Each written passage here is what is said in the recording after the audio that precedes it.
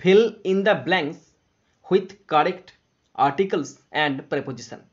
এই টপিকটা ক্লাস 1 থেকে ক্লাস 12 পর্যন্ত ভীষণ ইম্পর্টেন্ট।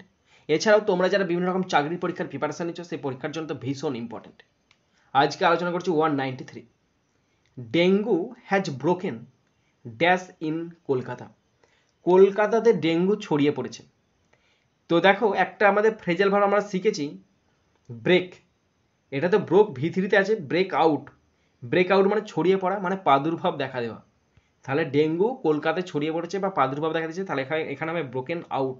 ওকে, ব্রোকেন আউট ফ্রেজাল ভার্ব মানে প্রাদুর্ভাব দেখা দেওয়া। এভরিডে প্রত্যেক দিন অ্যাটলিস্ট 5 পিপল, কম করে 5 জন মানুষ আর admitted to the ID hospital, তাকে আইডি হসপিটালে ভর্তি করা হয়েছে। কম করে 5টা লোককে ভর্তি করা হচ্ছে প্রতিদিন।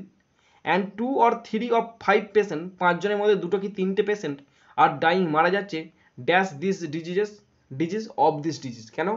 রোগে মৃত্যু হলে অফ বসে, এখানে আইডি হসপিটালটা নির্দিষ্ট তাই দা বসেছিল।